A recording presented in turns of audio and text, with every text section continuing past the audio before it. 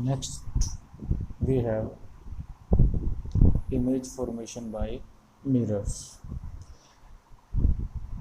Light chapter study कर रहे थे हम लोग, और वहाँ पे अब जो नेक्स्ट हमारे पास आएगा वो कंसेप्ट है इमेज फॉर्मेशन बाय मिरर। वो हम प्लेन मिरर के लिए भी स्टडी करेंगे और स्फेरिकल मिरर के लिए। फर्स्ट ऑफ ऑल आपको ये देखना है कि इमेज की फॉर्मेशन होगी कैसे और इमेज है क्या। What is image? The image is the likeness of an object. Image is the likeness of an actually object. Means ये आपके पास एक पेन है, क्लियर। इस पेन के जैसे ही अगर कोई लाइकनेस क्रिएट होती है then that is known as image. For example this is our hand, तो अगर हैंड के जैसे ही कोई लाइकनेस यहाँ क्रिएट होती है, इससे पीछे क्रिएट होती है, that is known as image. ठीक है, मीन्स उसी के जैसी बने, that is known as image. अब इमेज बनेगी कैसे? इमेज के लिए दो चीज़ें हैं। Image is the point where all the reflected rays converge. Converge क्या होता है? To meet at a single point. Converge क्या होता है? Meeting of rays of light at a single point, that is known as convergence. Means ये race अगर एक point पे मीट करेंगे उसे हम क्या बोल देंगे? कन्वर्ज। क्लियर? अगर एक पॉइंट से अलग जा रही हैं, इस तरीके से जा रही हैं, इसे क्या बोल देंगे हम? डाइवर्ज। एक पॉइंट पे मीट करेंगे, कन्वर्ज, अलग हो जाएंगे, डाइवर्ज। ठीक है, ये ऐसे भी हो सकता है the point where reflected rays appears to diverge from, that is also known as image point. अब इमेज जो है आपके पास वो दो टाइप्स की होंगी। इमेज में भी रियल, में भी वर्चुअल। रियल इमेज में ध्यान रखना है आपने, रियल क्या होता है? एक्चुअल। ठीक है,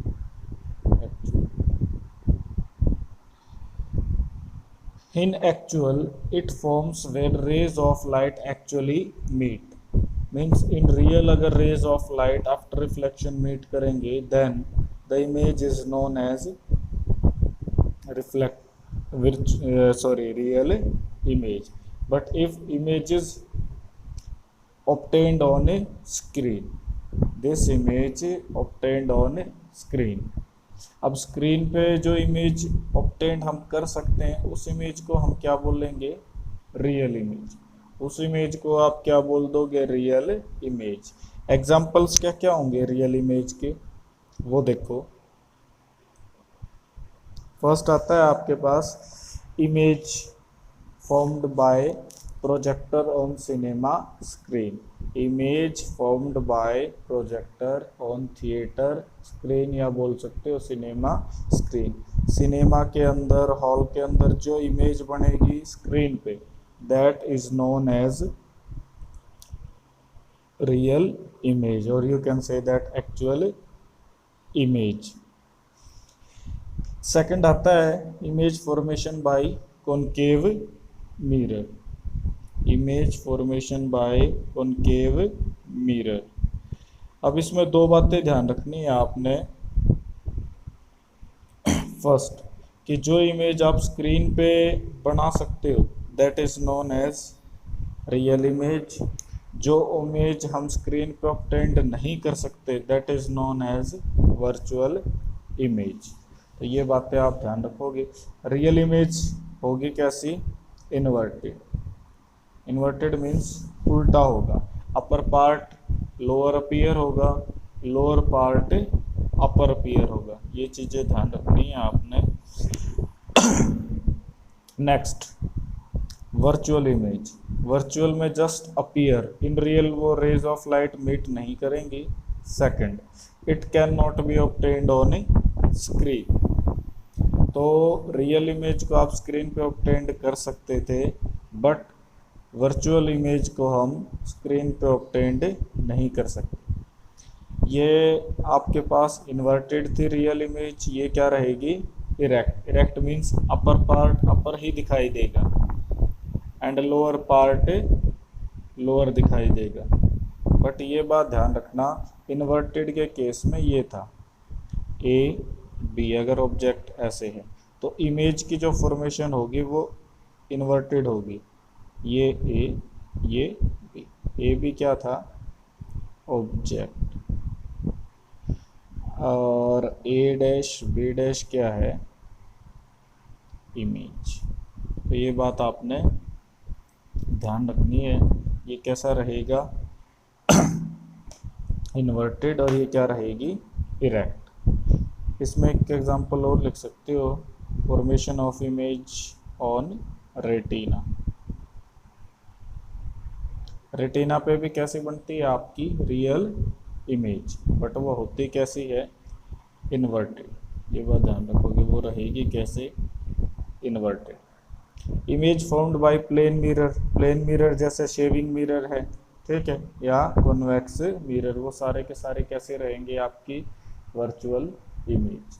अब जो भी इमेज बनेगी उस इमेज के लिए कुछ स्टेप्स हमारे, कुछ रूल्स हैं। वो रूल्स अगर एक बार हमारे क्लियर हो जाते हैं तो हम किसी भी मिरर के लिए इमेज फॉर्मेशन का रे डायग्राम आप कर सकते हो, क्योंकि 10th क्लास में ऑब्जेक्ट की पोजीशन के according size of image, nature of image change होगी। तो उसके लिए हमें रे डायग्राम सीखने पड़ेंगे। उस रे डायग्राम के लिए आप ध्यान रखोगे 3 स्टेप्स है हमारे पास मेनली, और वो तीनों स्टेप्स को आप फॉलो करोगे तब हमारे रे डायग्राम की फॉर्मेशन होगी। वो होगा कैसे, वो देखना है आपने। ये फर्स्ट स्टेप क्या है, फर्स्ट स्टेप आपका ये आता है when rays of a light, when ray of a light coming parallel to principal axis, then it passes through focus after the reflection। ये देखो इसमें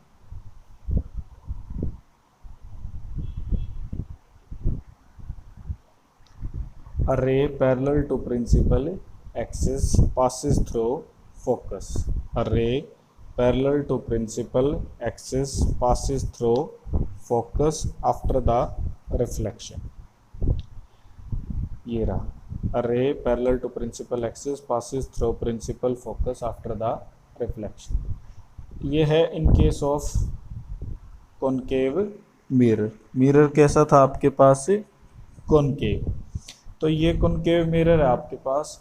ये रे ऑफ लाइट आएगी जो इंसिडेंट है, ये रे ऑफ लाइट आती है इंसिडेंट करेगी, इंसिडेंट होगी आफ्टर इंसिडेंस रिफ्लेक्शन, रिफ्लेक्शन के बाद कहाँ से पास आउट होगी वो फोकस से। इस कंप्लीट थ्योरी को जब स्टडी करोगे तो अपने आप पता लग जाएगा ये क्या था।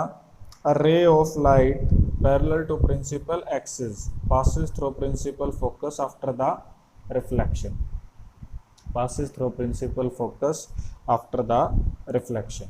क्लियर ये। अब इसमें दोनों चीज़ें ध्यान रखनी है आपने। ये कॉनकेव मिरर है, रे ऑफ लाइट इंसिडेंट होगी, इंसिडेंट होके कहाँ से पास आउट हो जाएगी फोकस से, ठीक है।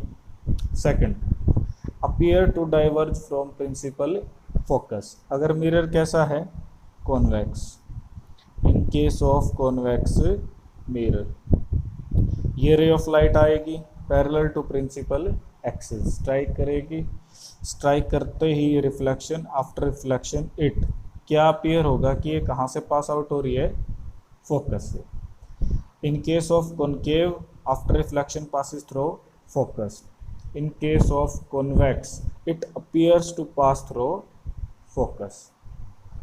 तो फर्स्ट में ध्यान रखना है rays goes parallel to principal axis then passes through focus.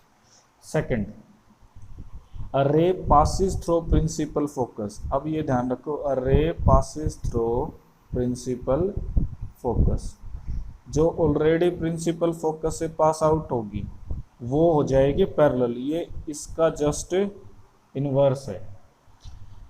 ये रे ऑफ लाइट इंसिडेंट हुई, ये कहाँ से पास हो रही है फोकस से। आफ्टर फोकस से जब ये पास होगी it becomes parallel to principal axis. ये रे ऑफ लाइट आपके पास आई, फोकस से पास हुई, स्ट्राइक करेगी, after reflection it becomes parallel. Next ये मिरर ले लो, कॉन्वेक्स मिरर के केस में क्या है, रे ऑफ लाइट आएगी आपके पास, कहाँ से पास आउट अपीयर होगी, ये फोकस से।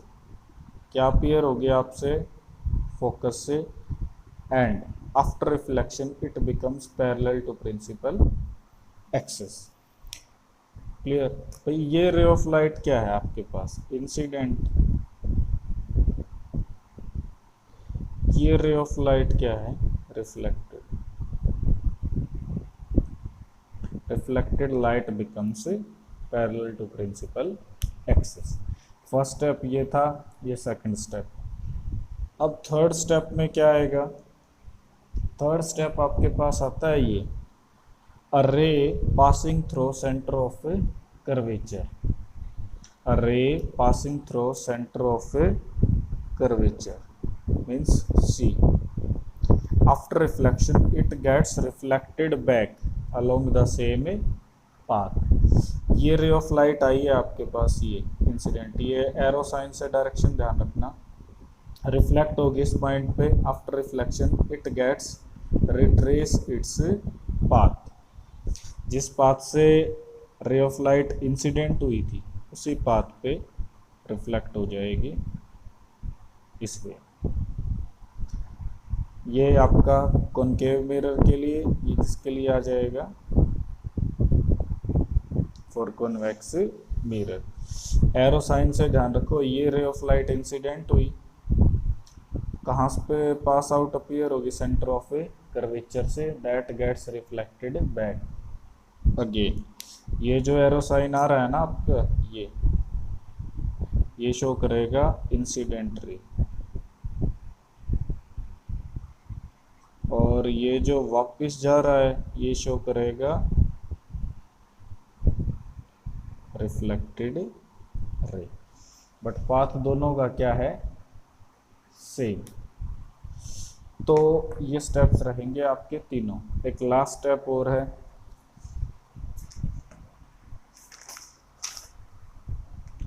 ये है आपके पास fourth step. A incident ray obliquely होता है किसी न किसी एंगल पे। अभी तक रे ऑफ लाइट क्या थी आपके पास, parallel. A ray of light incident obliquely to the principal axis. किस पॉइंट पे आएंगे, that will come to point P. Parallel axis पे आ रहे हैं ओब्लिकली, किस पॉइंट पे इंसिडेंट हो गए, पॉइंट पी पे। जैसे पॉइंट पी पे इंसिडेंट होते हैं दैट गेट रिफ्लेक्टेड बैक। भाई इस वे से था ये आपका प्रिंसिपल एक्सिस, ये रे ऑफ लाइट ने इंसिडेंट किया पॉइंट पी पे, यहाँ से रिफ्लेक्टेड बैक अगेन। तो अब इंसिडेंट रे जो एंगल बनाएगी उसको हम क्या बोल देंगे, angle of incidence, angle I, ये एंगल आर। एंगल आई किसके इक्वल होगा, according to laws of reflection, angle I is equal to angle R. ठीक है, ये लॉज करने हैं आपने। नेक्स्ट टाइम हम स्टडी करेंगे इन सभी की इमेज फॉर्मेशन, किस किस पोजीशन पे क्या क्या होगा। ठीक है, ये करोगे।